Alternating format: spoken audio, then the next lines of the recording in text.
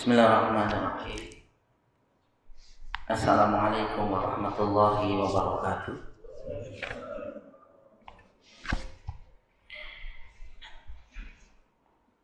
Alhamdulillah, wassalatu wassalamu ala rasulillah wa ala alihi wa ashabihi wa man wala. Asyhadu an la ilaha illallah wahdahu la syarika lah wa asyhadu anna Muhammadan abduhu wa rasuluh. Allahumma salli wa sallim wa barik ala Muhammadin wa ala ali Muhammad. Qala ta'ala, ya ayyuhalladzina amanu taqullaha haqqa tuqatih wa la tamutunna illa wa antum muslimun. Ya ayyuhalladzina amanu taqullaha wa qulu qawlan sadida yuslih lakum a'malakum wa yaghfir lakum dhunubakum wa may yuti'illaha wa rasulahu faqad faza fawzan 'azima. Amma ba'd. Segala puji hanya milik Allah Subhanahu wa taala yang pada kesempatan yang mulia ini, alhamdulillah, kita dikumpulkan kembali di rumah, di antara rumah Allah Subhanahu wa taala untuk bersama-sama menunaikan satu di antara sekian banyak perintah Allah, yaitu ibadah, menghadiri taman di antara taman-taman surga. Demikian yang disampaikan oleh Nabi Sallallahu Alaihi Wasallam dalam hadis yang sahih. Nabi Sallallahu Alaihi Wasallam bersabda pada para sahabatnya, kama qala, wahai para sahabatku, jika kalian melewati taman di antara taman-taman surga, maka singgahlah kalian di sana. Wakilah, maka sahabat bertanya, apa yang kau maksud wahai Rasul, taman di antara taman-taman surga? Beliau SAW menjelaskan, atau kama qala Rasulullah SAW, qala alaqatul zikr halaqatul ilm. Yang dimaksud dengan taman di antara taman-taman surga adalah majelis-majelis ilmu, majelis zikir. Yang dimaksud majelis zikir di sini adalah di sana dibacakan ayat-ayat Allah Subhanahu wa taala. Di sana dibacakan hadis-hadis Rasulullah sallallahu alaihi wasallam. Halaqatul zikr atau halaqatul ilm. Oleh karena itu, Bapak sekalian rahimani wa rahimakumullah, berbahagia sekali pada hari ini, di pagi yang mulia ini, kita dimudahkan untuk bermajlis di taman di antara taman-taman surga Allah Subhanahu wa taala. Mudah-mudahan kita termasuk bagian orang-orang yang akan mendapatkan kebaikan dari Allah Subhanahu wa taala. Karena di antara kebaikan pada seorang hamba adalah mereka lah orang-orang yang dipahamkan terhadap agamanya. Nabi SAW bersabda, man yuridillahi bihi khairan yufaqihu fid-din. Siapa yang dikehendaki kebaikan oleh Allah Subhanahu wa taala, maka di antara tandanya adalah mereka lah orang-orang yang dipahamkan dengan agamanya. Mereka lah yang dipahamkan dengan Islam. Dan tentu insyaallah taala duduknya kita di pagi hari ini adalah tujuannya untuk memahami ajaran agama kita ini. Di pertemuan yang kedua ini ya Bapak sekalian ya, kita bersama-sama memohon kemudahan kepada Allah Subhanahu wa taala untuk dapat memahami ajaran agama kita ini melalui penjelasan dari para ulama kita, melalui penjelasan dari para pendahulu kita, yakni yang ketika mereka menjelaskan agama ini melalui kitab-kitab mereka. Oleh karena itu kaum muslimin bersama-sama, bukan berarti yang duduk di depan Bapak ini adalah orang yang paling paham dan paling mengerti. Tidak kaum muslimin. Namun kita bersama-sama mempelajari ilmu yang insya Allah kita akan dalami bersama-sama, yakni ilmu tauhid. Di mana kaum muslimin Bapak sekalian, kita sudah awali pertemuan sebelumnya mengenai makna tauhid. Karena jangan sampai Bapak sekalian, apa yang akan kita pelajari ini tidak mengetahui apa sebenarnya yang kita pelajari ini. Tauhid kita bahas di pertemuan sebelumnya adalah menjadikan sesuatu satu saja. Jadi makna tauhid lughatan, makna tauhid secara bahasa yakni bentuk masdar dari fi'il wahada yuwahidu, tauhidan, yang artinya menjadikan sesuatu satu saja.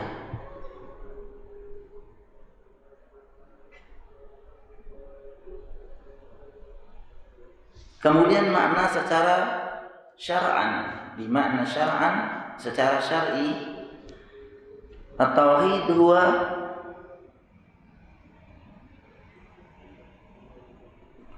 menjadikan Allah sebagai satu-satunya sesembahan,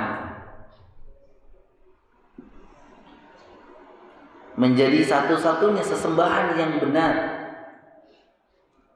dengan segala kekhususannya, dengan segala kekhususan yang dimiliki oleh Allah Subhanahu wa taala. Dari makna ini Bapak sekalian, Syekh Muhammad bin Shalih Al-Utsaimin rahimahullah taala, beliau mengatakan hadzal makna ini tidak tepat, kata beliau, kecuali diikuti dengan penafian,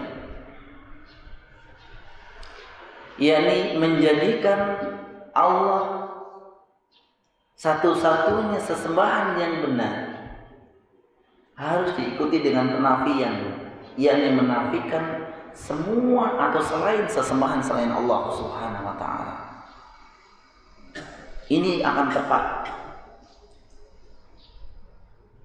jika hanya mengakui Allah sebagai sesembahan saja, namun tidak atau belum menafikan sesembahan-sesembahan yang lain, maka tentu makna ini belum sempurna, kata beliau. Menafikan segala sesuatu selain sesuatu yang kita jadikan satu. Siapa Bapak? Allah. Kemudian kata beliau baru menetapkan, yakni satu-satunya sesembahan kita adalah Allah Subhanahu wa taala.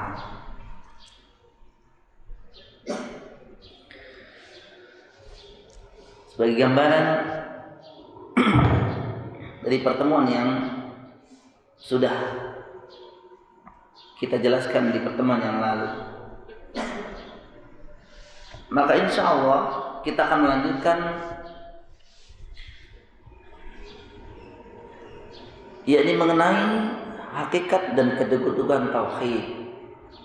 Hakikat dan kedudukan tauhid. Setelah kita mengetahui pengertian atau makna tauhid itu sendiri,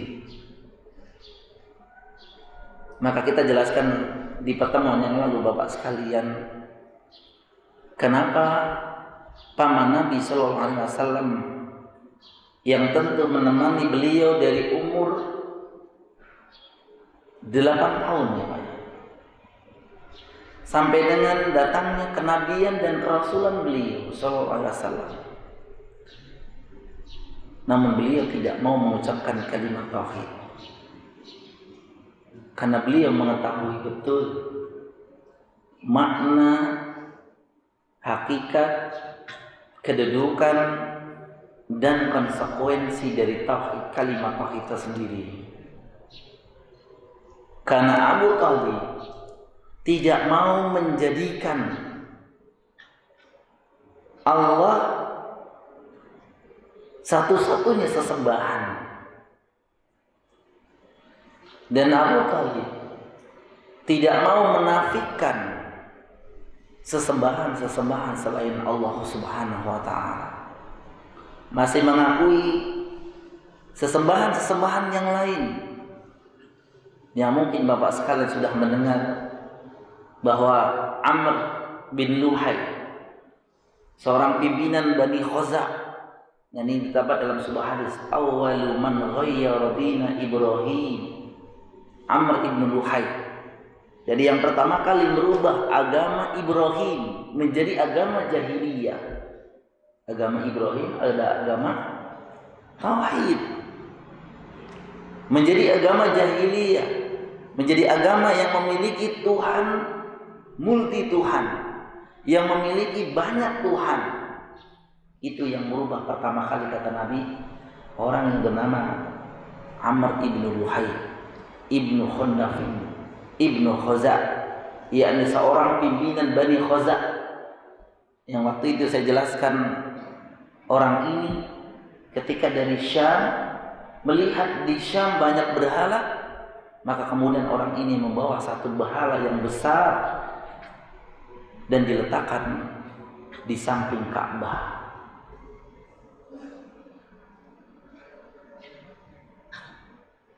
Abu Thalib tidak mengakui itu semua. Kenapa? Dia tidak mau mengucapkan kalimat yang sering kita ucapkan. Dia tidak mengakui Allah satu-satunya sesembahan. Tidak mau menafikan sesembahan-sesembahan yang lain. Demikian juga kita. Mungkin kaum muslimin, jika yang kita ucapkan kalimat tauhid, la ilaha illallah, namun kita belum menafikan sesembahan-sesembahan yang lain, belum menghilangkan sesembahan-sesembahan yang ada mungkin di sekitar kita, dan kemudian kita tidak menetapkan Allah lah satu-satunya sesembahan, maka tentunya pengakuan tauhid kita adalah belum sempurna, adalah belum diakui oleh Allah Subhanahu wa Ta'ala. Maka banyak konsekuensi ketika tauhid kita tidak sempurna, Bapak sekalian, yang insya Allah kita akan pelajari bersama-sama. Apa hakikat dan kedudukan tauhid? Ma'asyiral muslimin, hakikat tauhid dijelaskan oleh para ulama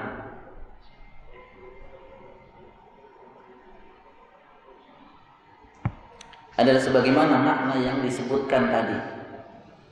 Hakikat tauhid sama dengan makna. yakni mengesahkan dan menunggalkan Allah dalam sesembahan. Tentu Bapak sekalian akan mengakui, saya sudah menyembah Allah. Saya sudah menyembah Allah. Kita tidak menyembah selainnya. Maka tentu pengakuan perlu bukti kaum muslimin rahimani wa rahimahullah. Maka para ulama menjelaskan secara detail hakikat tauhid tersebut. yakni kita menyembah dalam hal apa kaum muslimin? Mengakui Allah satu-satunya sesembahan. Maka para ulama membagi tauhid menjadi 3 bagian. Yang awalnya adalah 1 bagian. Tauhid tidak ada pembagian sebenarnya. Tauhid ya 1. Namun kenapa kaum muslimin, mungkin Bapak sekalian pernah mendengar ada tauhid rububiyah, uluhiyah, asma wa sifat. Ini ijtihad para ulama dikarenakan di akhir-akhir zaman bermunculan orang-orang yang menyelewengkan makna dari tauhid sendiri. Maka hakikat tauhid yang pertama Bapak sekalian, jika kita menjadi orang yang muwahhid, orang yang bertauhid, sama-sama kita koreksi, yakni benarnya tauhid kita adalah yang pertama harus mengakui atau meyakini keesaan Allah dalam perbuatan yang dilakukan, yang dapat dilakukan oleh Allah Subhanahu wa taala. Yang pertama Bapak sekalian, kita akan koreksi tauhid kita dengan hakikat ini. Yang pertama, yakni meyakini dan membenarkan akan keesaan Allah Subhanahu wa taala dalam perbuatan-perbuatan yang hanya dapat dilakukan oleh Allah Subhanahu wa taala saja. Inilah yang disebut dengan tauhid rububiyah. Oleh itu Bapak sering ketika mengucapkan ya Rabb, yang maknanya apa Bapak? Tuhan. Rabb artinya Tuhan. Identik dengan segala sesuatu yang dilakukan oleh Allah Subhanahu wa taala. Yang sesuatu ini hanya dapat dilakukan oleh Allah Subhanahu wa taala. Seperti apa Bapak sekalian? Yang pertama adalah menciptakan. Setelah Allah Subhanahu wa taala menciptakan, mengatur. Mengatur. Siapa yang menguasai? Allah juga menguasai. Jadi yang menciptakan, mengatur dan menguasai sejak jagat alam ini siapa Bapak sekalian? Allah Subhanahu wa taala. Tentu di sana Allah mengatur rizki, mengatur jodoh, kematian, nasib. Jadi ke bawahnya banyak sekali. Namun pokoknya 3. Menciptakan, mengatur, menguasai. Kita akan detail nanti Bapak sekalian. Maka ketika ada pertanyaan buat kita, siapa yang menciptakan alam semesta ini Bapak sekalian? Allah Subhanahu wa taala. Siapa yang mengatur seluruh alam semesta dan isinya ini kaum muslimin? Allah Subhanahu wa taala. Memberi rezeki, mengatur jodoh, memberikan manfaat, menolak mudarat, mengatur.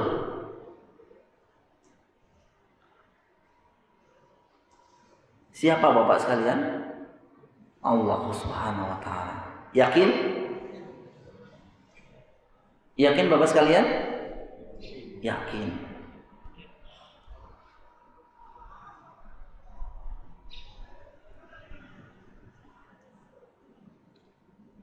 Yang memberi rizki siapa Bapak? Allah Subhanahu wa taala. Yang menghidup dan mematikan siapa Bapak? Allah Subhanahu wa taala.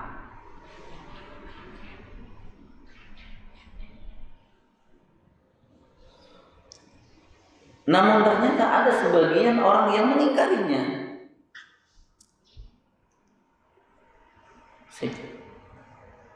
Siapa kira-kira Bapak sekalian? Mereka menampakkan keingkarannya hanya karena kesombongan mereka. Padahal sebenarnya di lubuk hati mereka mengakui bahwa alam semesta ini tidak terjadi kecuali ada yang membuat dan yang mengaturnya. Mereka mengakui. Siapa kira-kira Pak? Orang-orang ateis. Mereka tidak mengakui.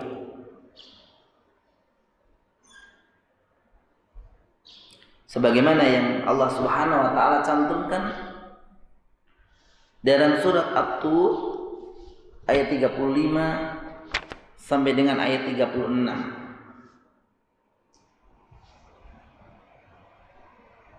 Allah Subhanahu wa taala berfirman, saya bacakan artinya Pak ya. Apakah mereka diciptakan tanpa sesuatu apapun? Ataukah mereka yang menciptakan? Ataukah mereka yang menciptakan langit dan bumi itu? Sebenarnya mereka tidak meyakini apa yang mereka katakan. Ma'asyiral muslimin, Bapak sekalian rahimani wa rahimakumullah. Ini pengakuan untuk mengukir benar tidaknya tauhid kita. Yang pertama adalah mengakui perbuatan Allah Subhanahu wa taala.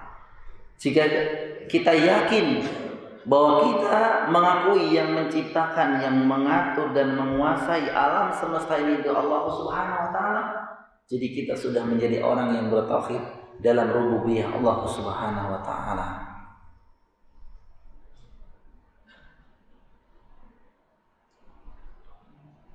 Namun pengakuan kita ini kaum muslimin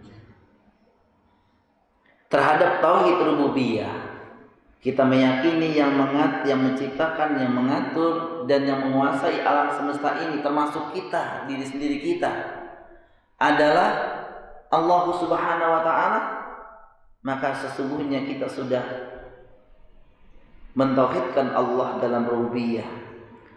Namun sekali lagi kaum muslimin, ternyata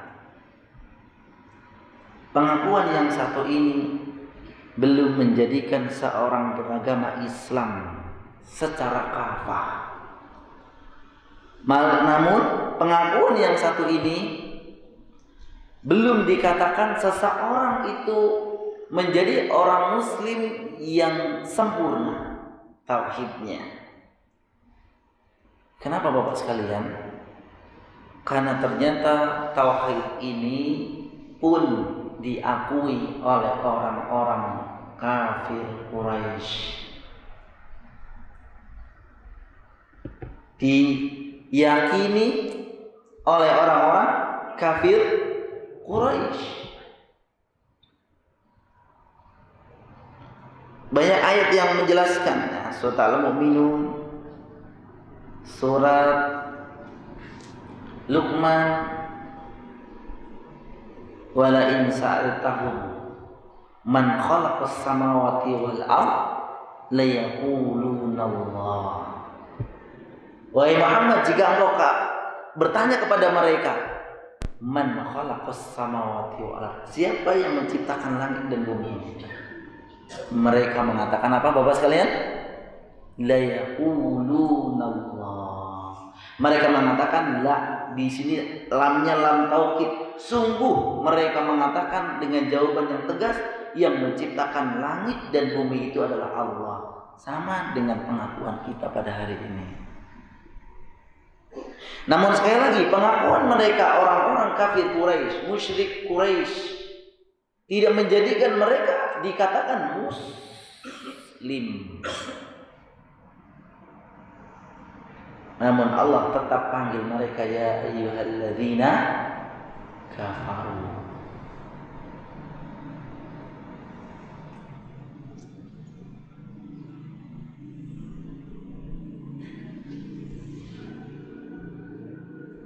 Tentunya Bapak sekalian rahimani Allah, pengakuan yang satu ini pun tetap diminta oleh Allah Subhanahu wa taala. Jika pengakuan ini yang telah diakui oleh orang kafir Quraisy saja tidak diakui oleh orang pada hari ini, maka para ulama mengatakan kemusyrikan pada zaman sekarang lebih dahsyat dibanding dengan kemusyrikan pada zaman kafir Quraisy. Kenapa para ulama mengatakan seperti ini Bapak sekalian? Karena ketika orang-orang kafir Quraisy mengakui siapa pencipta, siapa yang mengatur, siapa yang menguasai, mereka jawab la yaqulunallah. Sedangkan pada hari ini ketika orang ditanya siapa yang memberikan rizki kepada kalian, siapa yang menghidupkan dan mematikan kepada kalian, maka mereka menjawab dengan lantang ghairullah, selain Allah. Mereka mungkin menjawab atau mengatakan dengan jelas yang memberi rizki adalah fulan, yang memberi rizki adalah fulan. Maka para ulama mengatakan kesyirikan pada zaman ini lebih dahsyat dibanding dengan kesyirikan pada zaman kafir Quraisy. Apa ada Bapak sekalian pada hari ini yang tidak mengakui yang memberi rezeki itu selain Allah? Yang memberi itu Allah ada? Ada Bapak? Ada.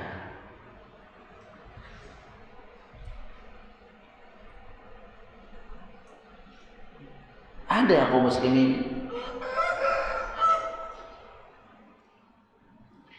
Saya sering menyampaikan contoh di hadapan ibu-ibu, mungkin bapak-bapak juga.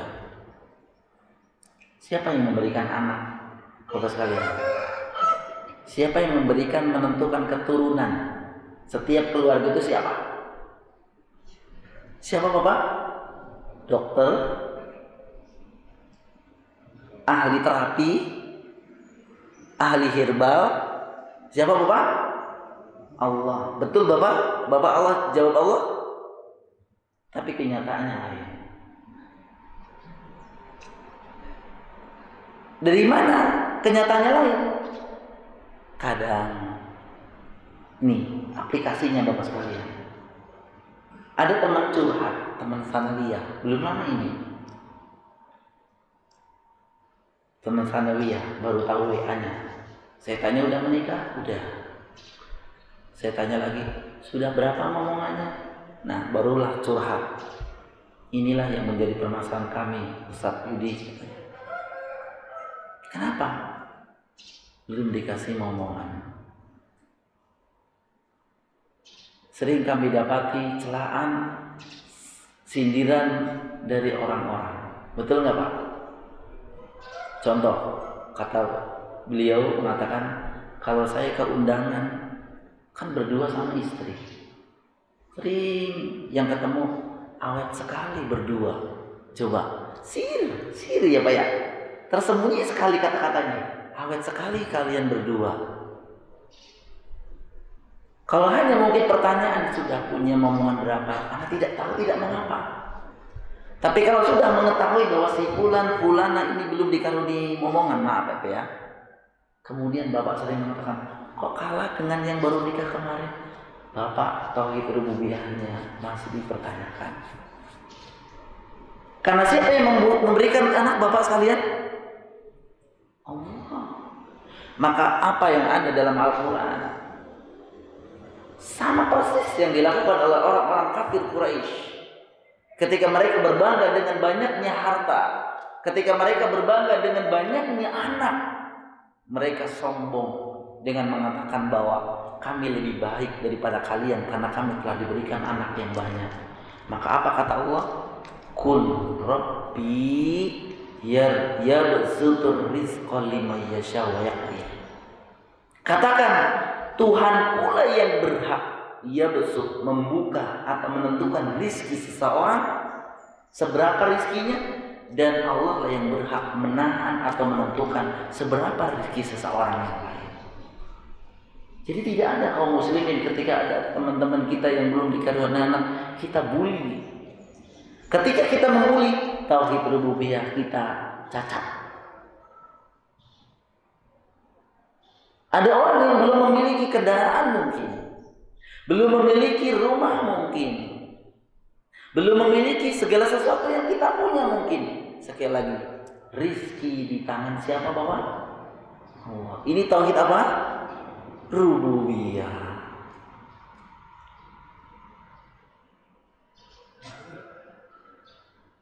Dan contoh-contoh yang lain Bapak sekalian rahimani wa rahimahullah, yang tentu tidak hanya kita melihat maknanya saja, ternyata aplikasinya di masyarakat banyak sekali. Berkenaan dengan segala sesuatu yang hanya bisa dilakukan oleh Allah Subhanahu wa taala. Kalau ada orang yang bisa sedekah sekian, jangan dicela. Karena mungkin rezeki dia lebih kecil dibanding rezeki kita.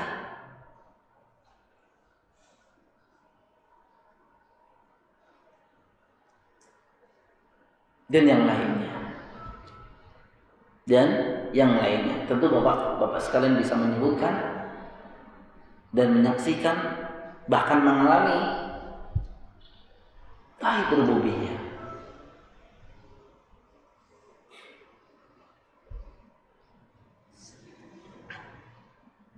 Ketika ada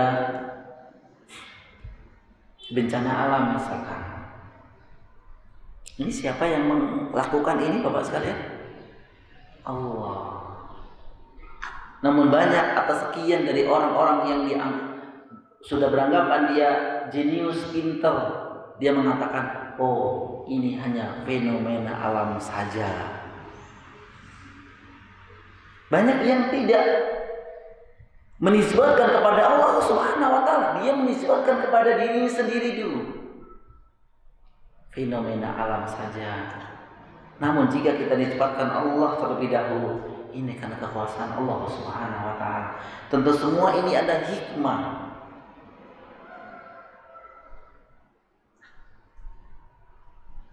Ini hakikat yang pertama Bapak sekalian, yakni kita mentauhidkan Allah dalam perbuatan yang hanya bisa dilakukan oleh Allah Subhanahu wa taala saja.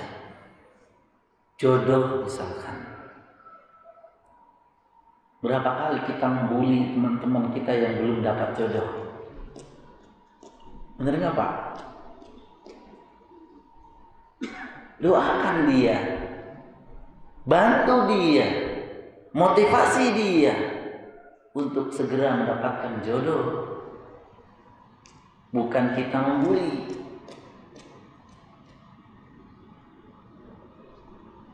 Dan sekali lagi contoh-contoh yang lain Bapak sekalian rahimani Allah, karena tauhid rububiyah ini sebenarnya panjang sekali. Namun saya hanya singkat dengan beberapa contoh. Yang kedua, tauhid kita diukur dengan meyakini atau dengan mengesahkan Allah dalam segala ibadah yang kita lakukan. Yang kedua, yakni diukur dengan kita meyakini hanya Allah lah tempat kita untuk beribadah, atau mengesahkan Allah hanya kepada Allah, mengesahkan Allah dalam ibadah yang kita lakukan. Apakah kita sudah beribadah atau ketika beribadah kepada Allah saja Bapak sekalian? Jawabnya iya. Boleh kita jawab iya. Namun nanti kita aplikasinya supaya. Dan tauhid inilah yang tidak diakui oleh siapa? Orang-orang kafir Quraisy, musyrikin Quraisy. Mereka mengakui tauhid rububiyah. Mereka mengakui Allah pencipta, pengatur, yang menguasai. Mereka yang mengakui. Namun tauhid yang kedua ini hanya Allah lah sesembahan kita. Mereka tidak mau mengakuinya.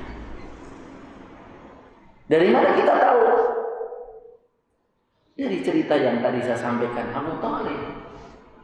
Kenapa Abu Thalib tidak mau mengucapkan anjuran Nabi SAW, ya ammi qul la ilaha illallah? Kan singkat kata-kata ini apa ya? Toh kita sambil tiduran bisa, sambil jalan bisa, sambil berkendaraan bisa mengucapkan la ilaha illallah. Kenapa Abu Thalib tidak mengatakan ini sebenarnya Bapak sekalian? Karena Abu Thalib tidak mau menafikan sesembahan selain Allah dan kemudian tidak menetapkan Allah lah sesembahan yang berhak disembah, dan inilah yang disebut tauhid uluhiyah. Mereka tidak mau mengakui.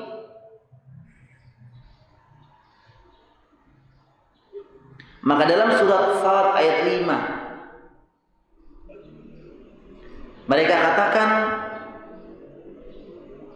ya kepada Muhammad SAW, mengapa iya, kata mereka, mengapa Muhammad menjadikan sesembahan itu sesembahan yang satu saja, kata mereka.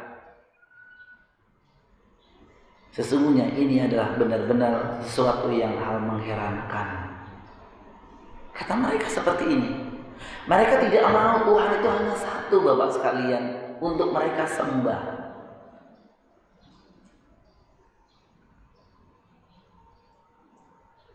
Maka tauhid mereka rusak. Tauhid mereka hancur karena tauhid uluhiyah mereka diingkari. Apa bentuk ibadah kaum muslimin? Nah, baru nih Pak masuk. Apa yang dimaksud dengan bentuk ibadah? Ibadah banyak sekali. Ibadah adalah sesuatu yang diperintahkan oleh Allah, yang dikerjakan, yang jika dikerjakan dengan niat kepada Allah akan mendapatkan apa? Pahala. Ini namanya ibadah. Yang disebut ibadah, sekali lagi, sesuatu yang diperintahkan oleh Allah, yang jika dikerjakan menimbulkan atau mendapatkan kecintaan dan pahala dari Allah Subhanahu wa taala. Maka maaf, kalau bukan dari perintah Allah, bukan ibadah. Walaupun Bapak mengatakan ini ibadah. Karena standar ibadah itu perintah Allah atau bukan. Sama saja Bapak misalkan tahu-tahu nyangkul tanahnya orang lain. Kemudian udah selesai, Bapak minta bayaran. Kira-kira yang punya tanah mau bayar nggak? Mau bayar nggak Pak? Nah, siapa suruh nyangkul tanah saya? Siapa suruh nanam singkong di tanah saya? Ditolak. Bahkan Bapak diomelin, gimana Pak? Itu standar ibadah kita. Apa saja? Tentu Bapak sudah sebagian besar sudah melaksanakan. Yang pertama bentuknya salat. Salat kita menghadap siapa? Atau niatnya untuk siapa? Allah. Betul ya Pak ya? Karena banyak ya sir, niat-niat yang tersembunyi yang mungkin itu bisa merusak tauhid uluhiyah kita. Dan itu bisa menjangkit siapa saja. Misalkan saya lagi sholat di sini, ada ketua DKM datang. Awalnya saya sholatnya biasa saja, tapi karena ketua DKM datang, saya langsung menunjukkan agar sholat saya adalah sholat yang paling sempurna, biar dapat pujian dan sanjungan dari ketua DKM. Misal ini menjadikan selain Allah sebagai tujuan, maka bisa merusak tauhid uluhiyah. Tapi insya Allah tentu sholat kita, kemudian doa. Doa adalah ibadah. Doa huwal ibadah. Doa adalah ibadah dalam hadis. Rasulullah bersabda, maka doa tidak boleh diberikan kepada selain Allah. Doa itu artinya apa, Bapak? Meminta. Tentu yang disebut meminta di sini, kalau konotasinya doa, meminta sesuatu yang memang hanya Allah yang berhak atau Allah yang bisa. Begitu ya Pak ya. Tapi kalau hanya misalkan saya minta uang sama orang tua, sama suami, sama istri, itu ya secara bahasa doa minta. Tapi itu minta yang tabian biasa. Namun kalau yang diminta adalah sesuatu yang hanya Allah saja yang bisa, maka ini namanya, nah kebalikannya, syirik. Dia telah meminta kepada selain Allah.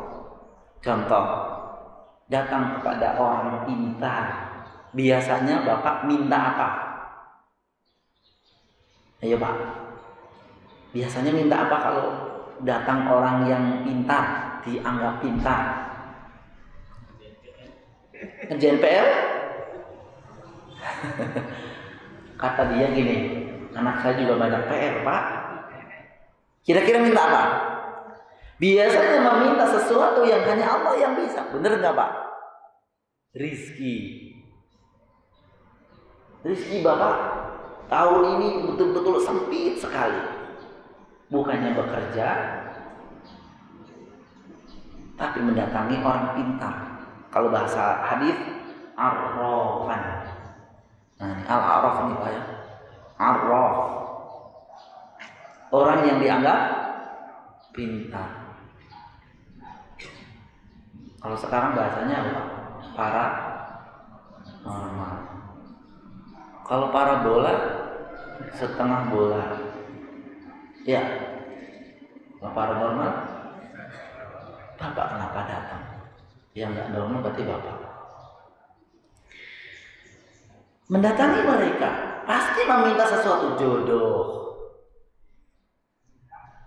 sesuatu yang memang itu hanya Allah yang tahu, yang Allah yang bisa menggandakan uang. Ya Pak ya.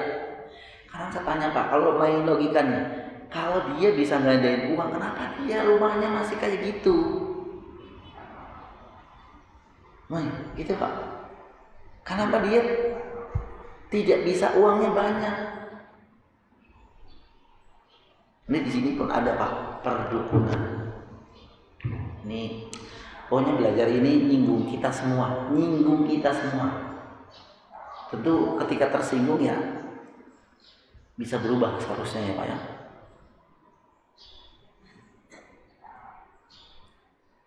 Apa kata Nabi dalam hadis banyak? Man ataka hinan aw arrafan fasa'alahu an syai'in lam tuqbal salatahu 40 yawman. Pernah dengar hadis ini? Au kama qala Rasulullah SAW. Siapa yang mendatangi arraf, orang yang dianggap pintar, kemudian apa? Fasa'alahu an syai'in, kemudian dia bertanya tentang sesuatu. Ini nanya. Tentu pertanyaannya bukan nanya PR, bukan nanya. Enggak, nanyanya pasti pertanyaannya Bapak maklum deh. Kalau ketika orang datang ke orang yang pintar pasti menanyakan sesuatu yang memang hanya Allah yang tahu. Bapak nyalek RT, biar jadi. Nah, yang nentuin jadi siapa? Allah pasti, karena itu hal gaib. Kata Allah, wa ma tadri nafsum madza takrimu, dan tidak ada satu jiwa pun yang mengetahui apa yang akan terjadi besok. Ini kan gaib. Jadi ketua RT-nya yang jadi yang mana, Allah yang tahu. Kok Bapak minta? Berarti Bapak minta sesuatu yang hanya Allah yang ini namanya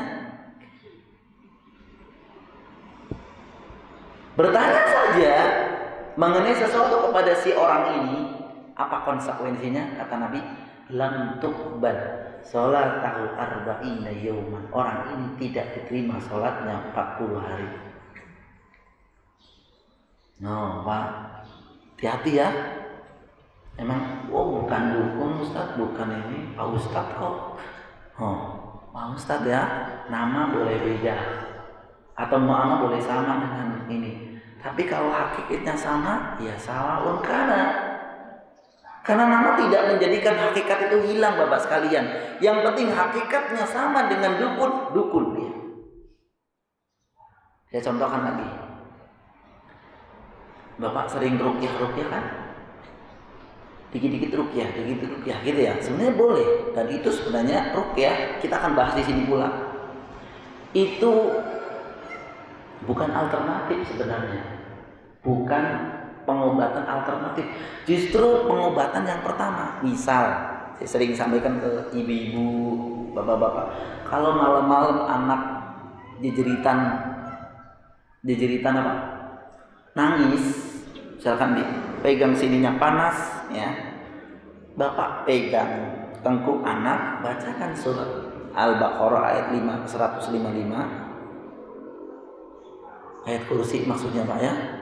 Bacakan surat Al-Ikhlas, An-Nas, Al-Falaq berulang-ulang. Nah itu kan, ini nggak buru-buru langsung datang ke dokter. Itu yang pertama justru. Jadi kadang sekarang beda, ruqyah itu alternatif. Jadi kalau udah obatnya udah enggak, baru artinya orang ini tidak punya keyakinan dari awal. Ruqyah itu Bapak, kalau Bapak tahu, itu tidak akan berhasil kalau tanpa keyakinan. Tanpa keyakinan tidak akan bisa. Bapak juga minum habatul sauda ya Pak ya. Kok nggak sembuh-sembuh Ustaz gitu kan? Pertanyaannya, yakin nggak Bapak sama ini? Biasanya di ruqyah, ciri-ciri ruqyah yang tidak syar'i atau dilakukan oleh kahin, dukun begini. Biasanya mereka mengecoh kita dengan membaca A'udzubillahi minasyaitonirrajim, Bismillahirrahmanirrahim. Bener nih baca isti'adzah dan basmalah. Tapi setelahnya, bener nggak? Ini sedang berbicara sama jinnya. Ruqyah yang syar'i adalah mundu awal ilal akhir, dari awal sampai akhir bacanya jahar. Jahar Bapak sekarang ya. Saya sering di ruqyah sama siapa? Itu. Apa bacanya? Nggak tahu yang dibaca. Nah, ketahuan. Ya kebaca gini nih. Ngapain kamu kesini? Ini pasien saya, pergi sana. Jawabnya, jinnya bilang, saya juga disuruh sama dia. Coba tanya Ustaz Zainal ya, mudir saya juga. Ustaz Zainal kan kakak kelas saya Bapak ya. Kakak kelas saya di Cilacap dulu. Mudir kita itu kan sering meruqyah. Jadi kita sering tahu Pak, jin ngomong apa itu tahu. Kenapa kamu di sini? Karena saya suka dengan orang ini. Kenapa kamu di sini? Dia ganggu saya dulu. Nyiram anak saya lagi main disiram. Nah makanya saya bilang, kalau ibu-ibu nyiram air panas, bismillah, biar jinnya lari dulu. Jangan asal ini, karena dia bisa saja dia kesiram, dia ngomong orang tuanya, baru dia datang serbu keluarganya. Itu diantaranya. Saya pernah meruqyah. Ini kemana-mana jadi Pak. Maaf ya. Saya tanya, kenapa kamu di sini? Habis dia bahagia Ustaz tuh. Ya Allah, itu banget. Istri bawa kalau keluar jangan terlalu molek, karena jin lewat. Saya sampai gitu Pak.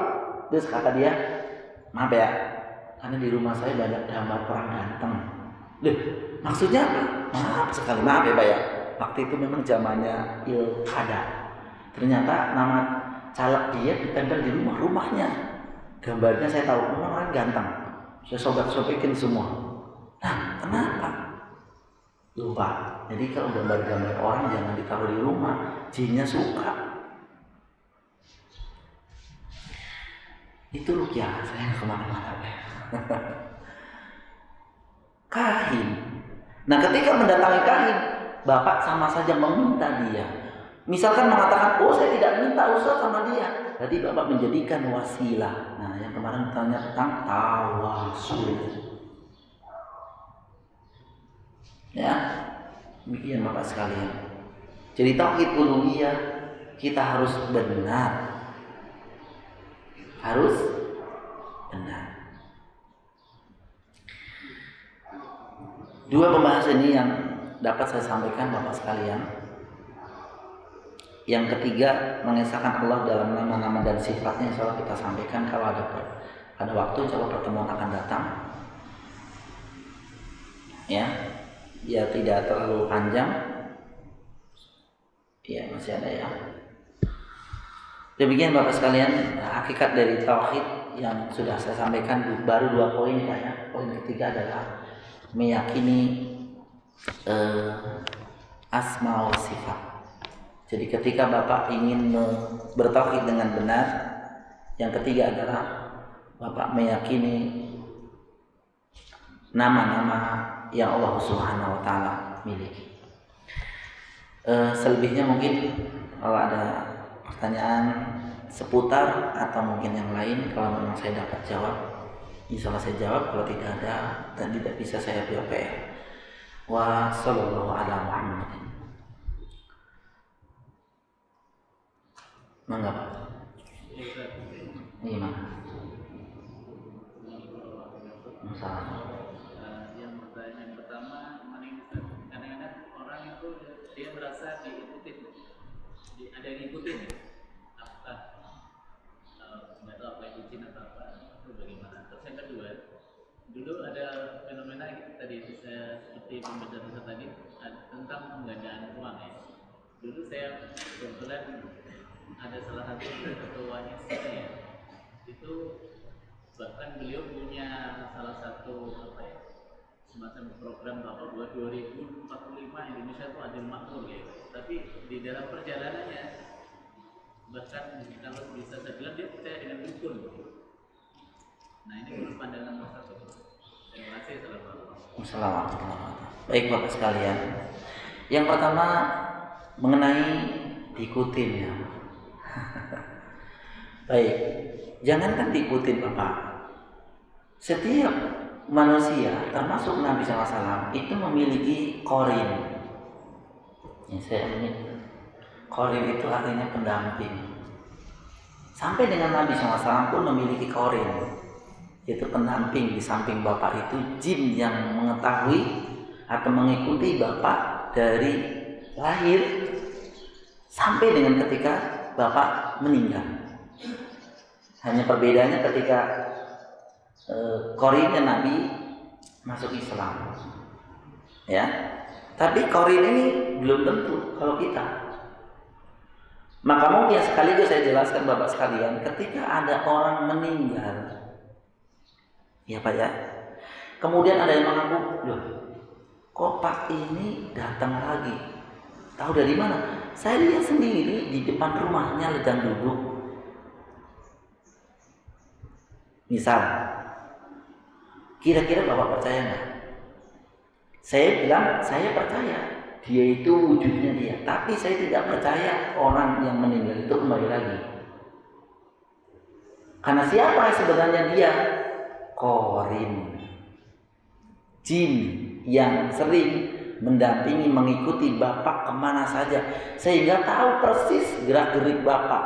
Maka misalkan biasanya kalau bapak dehem, kalau ada orang sering dehem di depan rumah bapak, lewat atau batuk, udah meninggal, dia kok terdehem. Nah, ini jinnya, karena dia mengetahui. gerak-gerik bapak. Jadi bukan orang yang meninggal kembali lagi ke dunia. Kalau itu permasalahannya, bapak bisa kembali ke alam rahim. Ada orang yang di dunia masuk alam rahim? Bisa nggak pak? Nggak bisa. Sama ketika orang yang sudah masuk ke alam selanjutnya tidak bisa masuk ke alam sebelumnya. Jadi cerita-cerita yang mungkin beredar di karang ini bisa kita dudukan dulu. Ketika ada orang kok udah meninggal datang lagi dengan wujud tanpa suara, biasanya gitu. Kalau wujud tanpa suara, karena memang dijelaskan dalam penjelasan yang lain, jin itu memiliki alam tersendiri, sehingga ketika mereka melewati alamnya, mereka memiliki konsekuensi. Seperti bapak ke alam, ada orang ke alam jin, bisa nggak? Bisa dengan bantuan mereka, tentunya dengan kekuasaan Allah, tapi punya konsekuensi nanti bapak. Jadi orang yang sudah meninggal tidak datang lagi. Mereka sedang ditanya oleh malaikat, siapa pak? Kok sibuk-sibuknya datang lagi? Jadi seolah-olah gak jelas ini orang itu dibiarkan oleh Allah memang seperti tidak. Jadi kalau udah di alam selanjutnya, di sana ada nikmat, ada azab. Ada nikmat, ada di alam kubur ada nikmat, ada azab. Disampaikan dalam beberapa banyak hadis. Maka mereka kalau kembali lagi, gak mungkin bapak sekali. Mereka sedang menghadapi ujian selanjutnya. Maka yang kembali itu biasanya adalah Qorin. Karena Qorin tidak meninggal. Qorin tahu persis gerak-gerik bapak, kebiasaan bapak seperti apa, dia tahu. Nah ini ya, kemungkinan Qorin. Kalau yang dimaksud sering diikuti, ya barangkali apa sih namanya? Bisa juga nyata, karena memang jin atau apa namanya, jin ya sebenarnya ya. Syaitan itu kan sifat dari jin dan manusia. Jadi bapak biasanya nyebut setan itu jin, manusia juga bisa jadi setan ya. Kalau apa arti setan?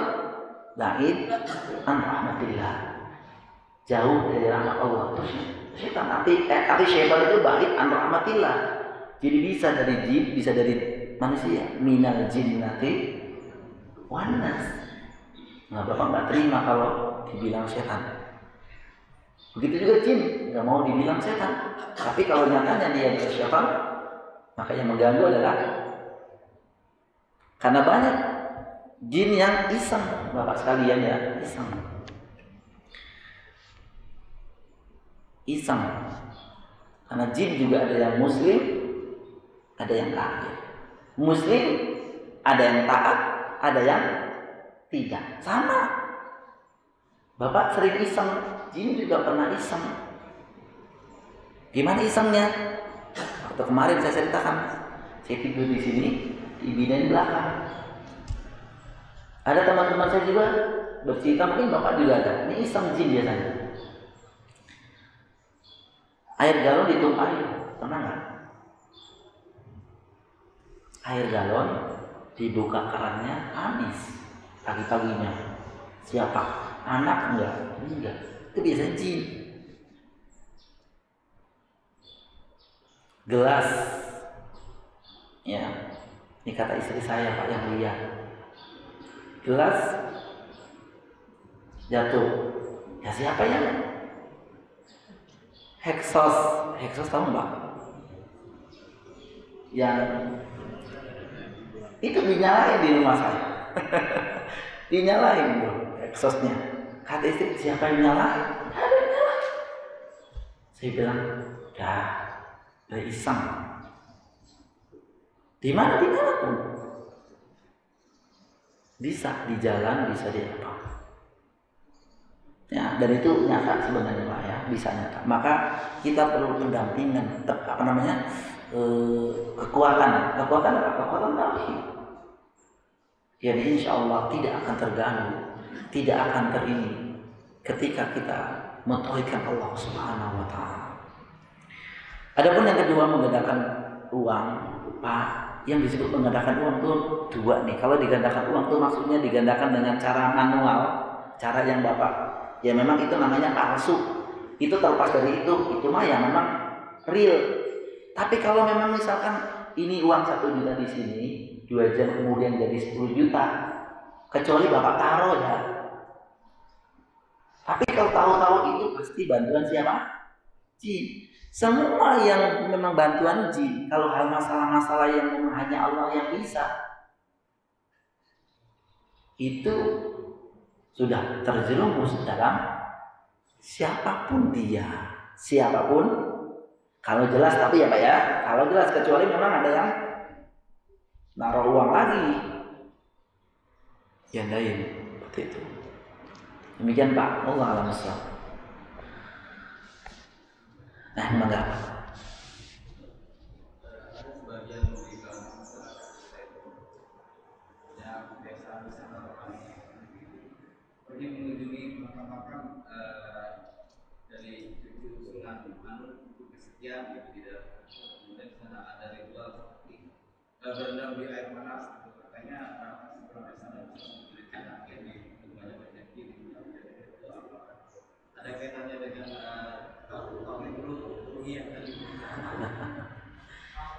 jika yang dilakukan mereka adalah yang memang kita sudah sama-sama ketahui, maka sebenarnya itu sungguh berkenaan dengan tauhid uluhiyah.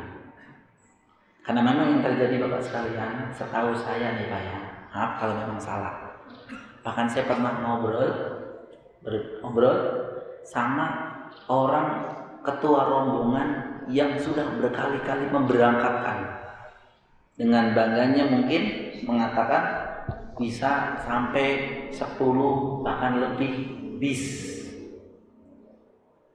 Karena ada pula yang mengatakan, ya bukan mengatakan, artinya berdalih bahwa siapa yang berziarah 7 kali pahala seperti haji. Betul Pak.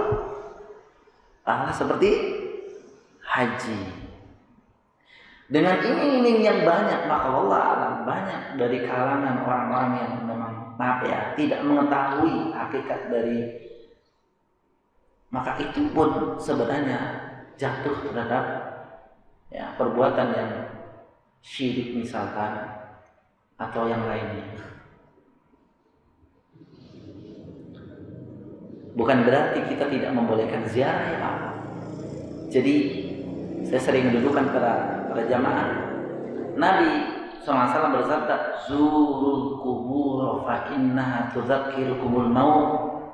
Berziarahlah kalian ke kuburan, karena dengan berziarah akan mengingat kematian. Dalam hadis lain, tudzakirukumul akhirah, yakni mengingat akhirat. Tapi lihat hadis ini Bapak sekalian. Jadi yang pertama, ini memang anjuran Nabi untuk berziarah. Tapi tujuannya apa? Untuk mengingat kematian. Namun jika yang dimaksud adalah untuk tujuan-tujuan yang lain,